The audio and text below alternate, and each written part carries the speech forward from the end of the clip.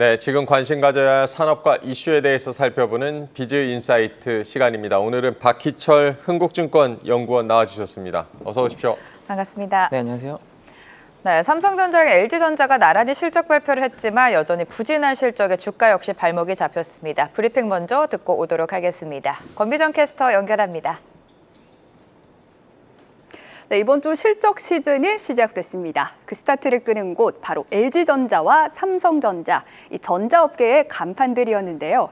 스타트를 좀 힘차게 했으면 좋으련만 이 삼성전자도 LG전자도 모두 전년비 반토막난 영업이익을 발표했습니다. 특히 LG전자는 관세 여파가 실적에 영향을 미치기 시작하면서 영업이익이 두드러지게 감소했는데요. 이번에 발표된 매출과 영업이익 헤드라인 숫자를 한번 보면요. 매출은 20조 7천억 원, 그리고 영업이익은 6,391억 원이 나왔습니다. 매출과 영업이익 모두 지난해 2분기보다 낮게 나왔고요. 증권가의 컨센서스 또한 하회했습니다. 물론 LG전자는 지난해 2분기 분기 최대 실적을 기록하는 호실적을 기록했습니다.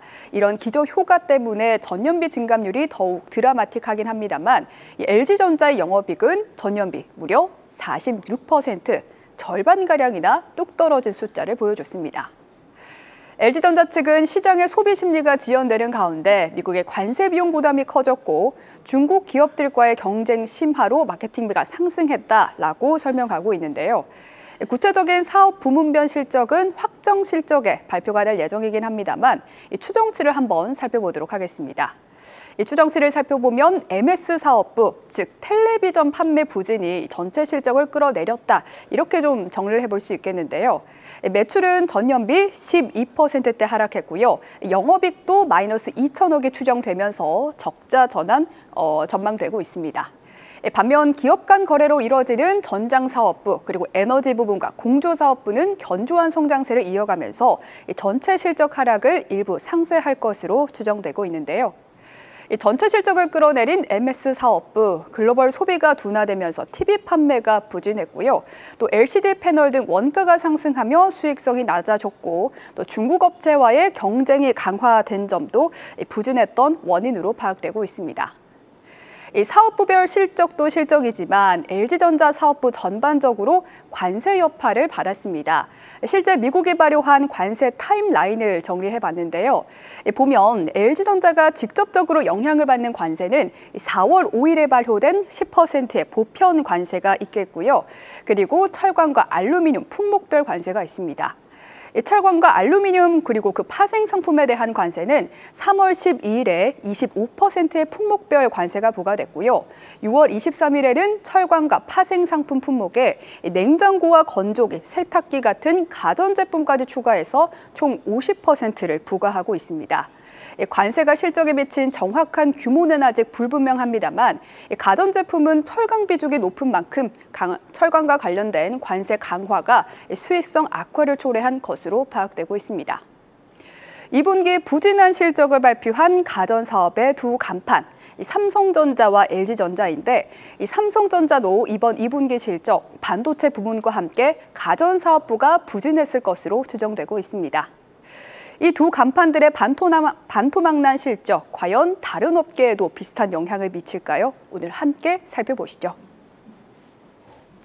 네, 브리핑 보고 오셨고요. 좀 더 깊은 이야기로 들어가 보겠습니다. 연구원님, 트럼프 대통령이 구리 관세 50% 8월 1일부터 부과하겠다고 또 오늘 아침에 SNS를 썼던데요. 구리 가격이 좀 치솟았고, 구리는 전자기기 산업에 없어서는 안 돼 또 필수 소재이기도 하고 이 구리 관세의 영향을 어떻게 보십니까? 아무래도 구리가 말씀하신 대로 전기전자 산업의 좀 가장 기본 요소이기도 하다 보니까 네. 영향이 없진 않을 것 같습니다. 특히 좀 관세 영향으로 글로벌 구리 가격 자체가 올라갔다 이런 거에 대한 영향은 좀 있겠지만 네. 실질적으로 국내 전기전자 섹터 업체들의 생산지를 살펴보면 미국 내 생산지를 가지고 있는 업체가 거의 드물기 때문에 네. 직접적으로 관세 영향이 강하게 올 기업은 좀 제한적이다라고 말씀드릴 수 있을 것 같습니다. 네, 앞서서 브리핑에서 보셨다시피 LG전자랑 삼성전자의 실적이 좋지는 못했습니다. LG전자 같은 경우에는 영업이익이 지난해와 비교했을 때 반토막이 나면서 좀 우울한 성적표를 발표를 했는데 관세 영향이 현실화됐다라고 보십니까? 관세 영향도 일부 존재하고요. 네. 당연히 뭐 1분기가 뭐 일명 풀인수요라고 하는 게 있었죠. 관세가 부과될 것으로 전망되다 보니까 미리 재고 충당을 위해서 선주문화 효과가 있었는데 거기에 따른 역효과가 분명히 존재했었던 것 같고요. 네. 또 가장 저는 핵심으로 보고 있는 거는 글로벌 IT 소비가 결국 둔화되고 있다라는 점입니다. 특히 뭐 앞선 브리핑에서 말씀을 주셨던 것처럼 MS 사업부에서 좀 부진을 했던 것으로 알고 있어가지고 그런 영향이 좀 두드러졌던 것 같고요. 뭐 또 LG전자는 생각해 보시면 뭐 글로벌 시장을 상대하기도 하고 생산지도 되게 글로벌하게 잘 퍼져 있는 기업이긴 해서 관세 정책이 정말 부과됐을 때 좀 그 제한적인 영향 자체는 좀 제한적일 수 있지 않을까 뭐 그렇게 조심스럽게 예측하고 있습니다. 네, 생산기지 다변화로 실적 영향이 좀 제한적일 수도 있다. LG전자가 뭐 어쨌든 현재 난관을 좀 극복하기 위해서 미래 성장에 대한 투자를 뭐 지속하겠다라고 밝혔는데요. 장기적인 관점으로 봤을 때 LG전자의 이런 방향성에 대해서 어떻게 예측을 하고 계십니까? 전 장기적으로는 LG전자에 대해서 되게 긍정적으로 네. 보고 있는 네. 상황이고요. 특히 주요 전방 시장인 가전 시장의 좀 경쟁 심화라든지 뭐 이런 이슈가 있어서 좀 녹록지 않은 네. 사업 환경이 있습니다만 사실 뭐 지금 방향성 자체가 B2B 사업을 확대하거나 아니면 B2C 채널을 좀 다변화하는 형태로 지금 사업 전개를 하고 있습니다. 그런 쪽에 지금 전사적으로 영향을 주기에는 좀 비중이 아직 미미하긴 합니다만 그 성장성이 되게 기대되기 때문인데요. 특히 대표적으로 데이터 센터라는 신규 수요를 좀 물고 있는 H200 사업, 최근에 뭐 ES 사업으로 연결된 H200 사업 같은 경우가 최근 간담회에서 칠러는 이제 2년 내에 1조 원 매출을 달성해 보겠다라고 공표하신 바도 있어가지고 네. 되게 기대되는 요소입니다. 또 투자 말씀도 하셨었는데 이쪽으로 투자도 많이 집행을 하고 있거든요. 최근에는 유럽 시장을 좀 타겟하기 위해서 프리미엄 원수 브랜드인 OSO라는 기업을 좀 인수한 바도 있어서 좀 사업 역량을 좀 다각화하고 있다라고 보시면 될 것 같습니다. 또 이외에도 또 웹OS나 가정구독 같은 최근에 계속 강조하고 있는 그 아이템들도 성장성이 굉장히 견조하기 때문에 이런 쪽으로 장기적인 방향성을 긍정적으로 평가할 수 있겠다. 저는 그렇게 말씀드리고 싶습니다. 네, 또 어젯밤에는 미국에서 삼성전자 갤럭시 언팩 행사가 있었습니다. 현재 반응도 좀 궁금하고 주요 관전 포인트 어디로 꼽고 계십니까? 이번 언팩 행사는 폴더블 제품과 이제 워치 제품을 발표한 것으로 알고 있는데요. 특히 폴드 시리즈가 이제 하드웨어 단에서 좀 큰 변화를 좀 가져온 것 같습니다. 기존에 삼성전자가 좀 하드웨어 한계가 좀 있다라고 평가를 받았었는데요. 중화권 업체들이 이제 두께를 계속 얇게 만들면서 폴더블 제품의 사용성을 좀 개선시키고 있는 가운데 좀 그 속도가 좀 더뎠었는데 이번 폴드 7이 8.9mm의 두께, 그다음에 무게도 215g 정도로 거의 그냥 플래그십 스마트폰 수준의 두께와 무게를 가지게 되면서 이 하이엔드 폴더블, 중화권의 하이엔드 폴더블 스마트폰과 비교해도 하드웨어적으로 굉장히 이점을 가진다 이렇게 볼 수 있습니다. 또 이런 게 양산 물량을 좀 찍어내는 공식적인 넘버링 모델임을 감안하면 충분히 기술력이 많이 올라온 상태라고 볼 수 있고 향후 또 트리폴드 모델 같은 경우가 아마 두께가 굉장히 중요했을 텐데요. 그 트리폴드 모델에 대한 기대감도 좀 올라가는 요소라고 저는 보고 있습니다. 물론 중화권 대비 좀 많이 최근에 아쉬운 평가를 많이 받아왔지만 이번 폴드 시리즈는 트리폴드 모델을 내면서 좀 한번 글로벌 경쟁력을 한 번 더 다질 수 있는 그런 계기가 될 수 있지 않을까 기대해 볼 만하다 보고 있습니다. 네, 삼성전자의 폴드 판매가 얼마나 이루어지는지도 앞으로 좀 챙겨 보셔야겠습니다. 지금 뭐 글로벌 경기 둔화로 내구재 자체가 뭐 소비 부진을 겪고 있고 IT 기기 업종 실적, 성적에 대한 기대치가 상당히 좀 낮아지고 있는 상황이긴 한데요. 업종 전반에 대한 뭐 2분기 실적 전망 그리고 앞으로의 뭐 반등 요인 어떤 걸 좀 보고 계십니까? 저희가 흔히 세트라 부르는 전기전자 섹터에 대한 기대감은 굉장히 낮은 상태인 것 같습니다. 그런 게 좀 밸류에이션 같은 데 좀 녹아져서 보이는 것 같고요. 대부분의 좀 대형 기업들이 거의 밸류에이션 수준은 역사 최저점 수준으로 평가받고 있기 때문에 그 기대감을 좀 확인할 수 있다고 저는 보고 있는데 결국 반등 요인 자체는 저는 글로벌 경기 회복이 가장 중요하지 않을까 생각하고 있습니다. 중국도 경기 부양책을 계속 강조하라 하고 있고 미국도 금리 인하 기조로 좀 돌아서는 분위기다 보니까 그를 통한 이제 하반기 글로벌 경기가 좀 반전하는 게 세트 업체에도 좀 반전 포인트가 되지 않을까라고 보고 있고 장기적으로는 이제 폼팩터의 등장이나 AI 디바이스의 등장 같은 것들이 좀 포인트가 될 것 같아서 올해가 좀 저점을 기록하고 좀 반등할 수 있지 않을까라고 조심스럽게 예측하고 있습니다. 네, 지금 IT 산업의 패러다임은 LLM 등장으로 인터넷에서 AI로 변화하고 있습니다. 우리가 과거에 인터넷 패러다임 변화를 겪었기 때문에 현 시점에서 어떻게 대응해야 될지도 궁금한데 과거랑 어떻게 다르다고 보십니까? 일단 과거 인터넷 네. 패러다임으로 전환됐던 시기도 살펴보시면 가장 먼저 크게 반응 왔던 거는 퀄컴이랑 시스코 같은 네트워크 기업들이거든요. 네. 그들이 먼저 달리는 건 좀 당연한 수순입니다. 지금 현재 엔비디아를 필두로 한 AI 가속기 시장이 먼저 시장을 크게 형성하는 건 당연한 수순이라고 저는 보고 있고요.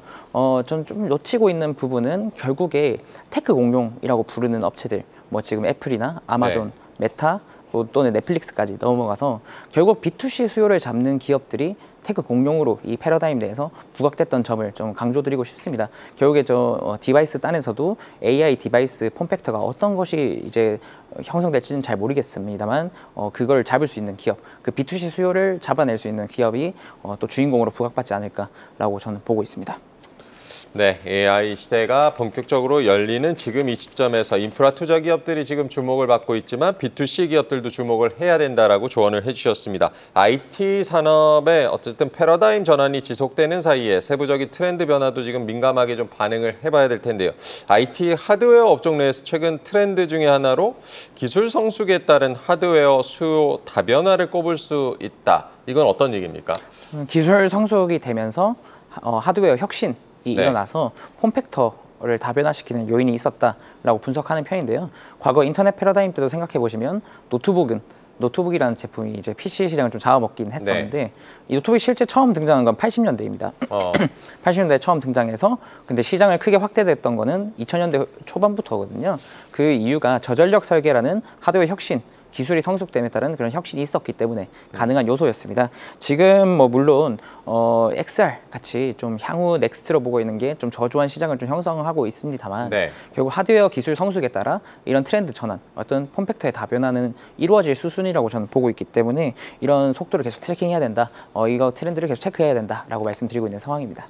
네, IT 업종 변화에 큰 영향을 주는 건 아무래도 미국과 중국의 기술 패권 경쟁인 것 같습니다. 글로벌 IT 산업 전반에 큰 타격을 주고 있는데 미국의 계속되는 견제에도 불구하고 중국 같은 경우에는 IT 산업에 좀 전폭적인 지원을 하고 있습니다. 최근 중국의 IT 역량 어디까지 보십니까?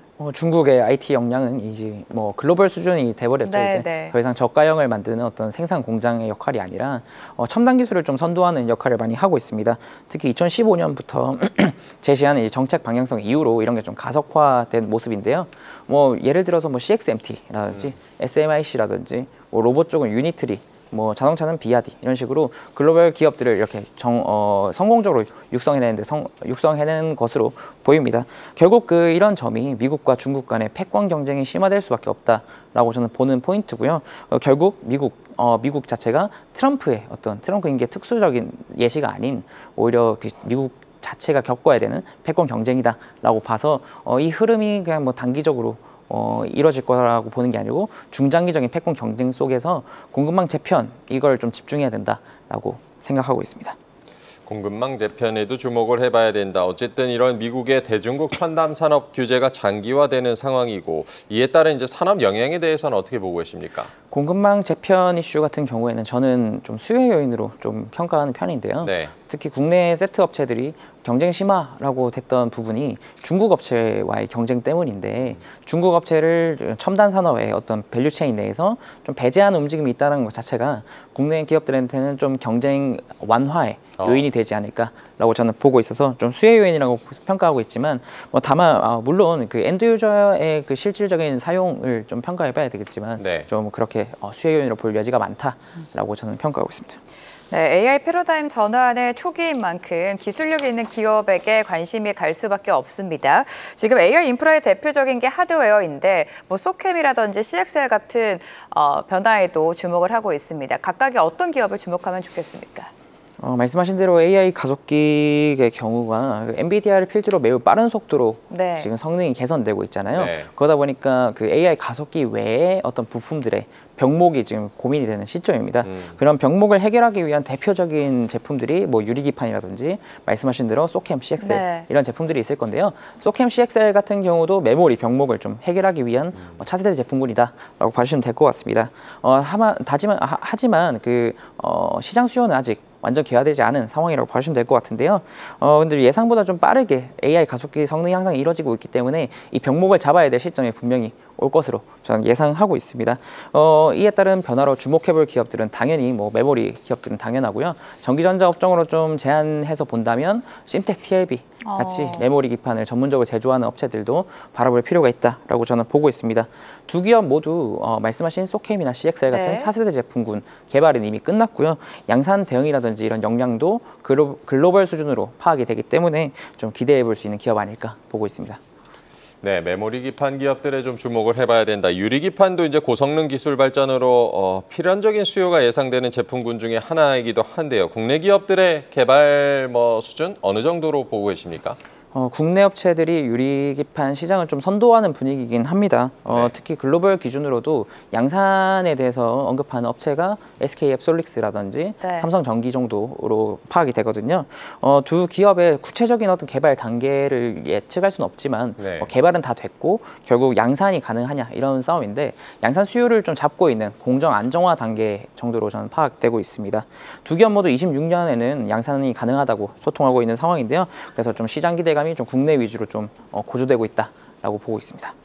네, AI 발전이 무섭도록 빨라지면서 IT 산업도 큰 변화를 겪고 있는데 디바이스 중심의 B2C 수요는 아직까지 부진하다라는 평가가 많습니다.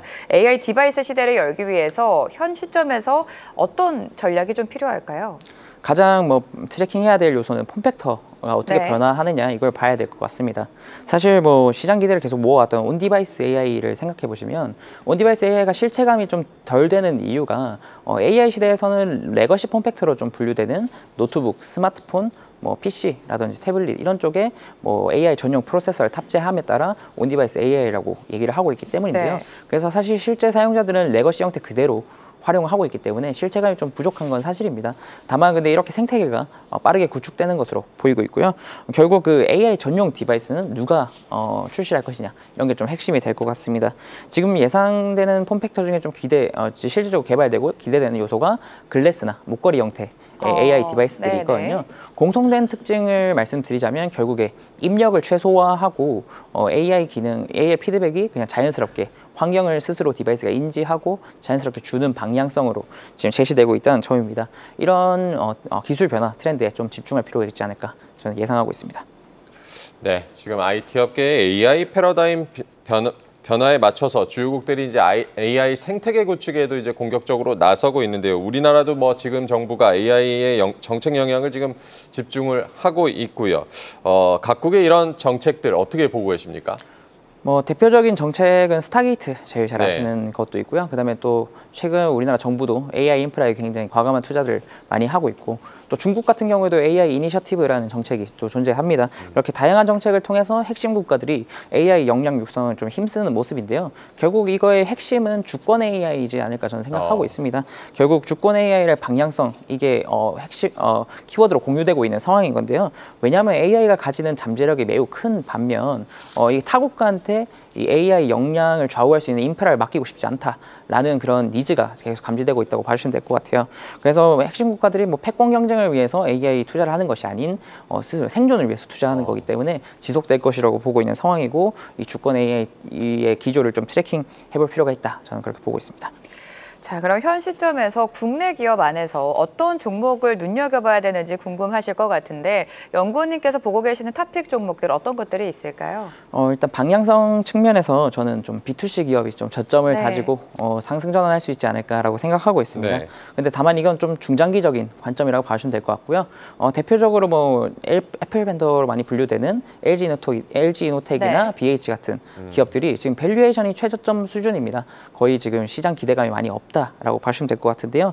근데 B2C 방향성 생각해 보시면 제가 말씀드린 게 결국 입력을 최소화하는 그런 인터페이스로 나아가고 있다라는 점인데 그럼 필수적인 부품이 뭐냐고 생각해 보면 카메라 모듈이 되거나 아니면 경박 단소화에 기여할 수 있는 FPCB 이런 거는 계속 꾸준히 주목받을 가능성이 높다라고 저는 평가하고 있습니다. 그래서 장기적인 관점에서 이 두 기업 두 기업을 좀 봐야 되지 않을까라고 생각하고 있고요. 물론 2분기 실적 발표를 통해서 하반기 추이를 좀 보고 볼 필요가 좀 있습니다만 좀 저점 매수의 기회일 것 같다라고 저는 평가하고 있습니다. 중소형주들 중에는 저는 ITM 반도체나 TLB 아까 말씀드린 기업들을 좀 선호하는 편입니다. 네. ITM 반도체를 먼저 말씀을 드리자면 글로벌 탑티어 스마트폰 업체 두 곳에 모두 이제 보호회로를 납품하기 시작했고요. 이에 따라서 좀 계속 이어왔던 그 저조한 가동률을 좀 회복할 것으로 보입니다. 지금 내년 정도가 되면 지금 예상되는 물량을 계산해 보면 비비상의 가동률을 보여주면서 턴어라운드를 본격적으로 할 것 같고요. 여기에 더해 이제 전자담배 사업부도 이제 카트리지와 디바이스까지 넓혀지는 구간이기 때문에 이 매출이 좀 본격화된다면 이 턴어라운드 강도를 더 강하게 가져갈 수 있는 요인 아닐까라고 저는 보고 있습니다. 또 추가적으로 체크해야 될 포인트가 인도 공급망 재편 수혜인데요. 인도로의 지금 글로벌 기업이 지금 중국에서 인도로 공급망을 재편하고 있는 상황인데 기업이 공장으로 좀 많이 대응을 하고 있는 기업입니다. 그러다 보니까 인도 공장의 모수가 커진다면 생산량 자체가 커진다면 이 기업이 공급하는 물량도 커지지 않을까라는 어떤 스토리적인 부분도 채울 수 있을 것 같고요. 그다음 TLB를 마지막으로 말씀드리자면 네. TLB 같은 경우에는 고성능 메모리 모듈 기판을 주로 제조하는 기업입니다. 특히 올해 이제 좀 서버형 수요로 이제 DDR5 제품이 많이 나가고 있는데요. 이게 거의 풀캐파 수준의 수요로 확인이 됩니다. 이러한 기조가 사실 서버 수요가 중장기적으로 계속 지속되고 있음을 감안해 보시면 이 풀캐파 수요가 좀 지속될 가능성이 높다라고 봐주시면 될 것 같은데요. 특히 또 고성능화가 빠르게 이루어지는 전방 수요다 보니까 신제품을 넣어달라는 어떤 그 수요도 강한 상황입니다. 신제품을 넣는다. 이런 기판 업체들한테 신제품을 넣는 것은 ASP를 끌어올리는 요인입니다. 결국 Q도 풀캐파 수준으로 꾸준히 유지될 것으로 보이고 ASP 자체도 크게 올라갈 수 있는 그런 제반 조건이 다 마련됐다라는 측면에서 영업 레버리지를 좀 기대해 볼 수 있는 기업이라고 보고 있고요. 그다음에 또 한번 짚어봤던 우리 소캠과 CXL 네. 같은 경우에도 네. 차세대 메모리 모듈 개발 역량이 굉장히 뛰어난 기업이거든요. 이미 개발은 완료됐고 일정 부분 양산 물량은 아니지만 소폭 공급을 하고 있는 것으로 파악이 돼서 이쪽으로 만약에 시장 계획이 본격적으로 시작되고 메모리 3사들이 드라이브를 건다면 네. 물량이 많이 늘어나면서 실질적으로 매출에도 기여하고 리레이팅 효과도 볼 수 있지 않을까라고 생각해서 TLB는 계속 주목해야 될 기업이다라고 말씀드리고 싶습니다. 네, AI 패러다임 변화가 되고 있는 현 시점에서 TLB를 비롯해서 각각의 탑픽 종목 제시해 주셨습니다. 박희철 흥국증권 연구원과 오늘 함께했습니다. 고맙습니다. 네, 감사합니다. 계속해서 다양한 경제 이슈를 알고 싶다면 구독과 좋아요, 알림 설정 부탁드립니다. AI 캐스터 권미정이었습니다.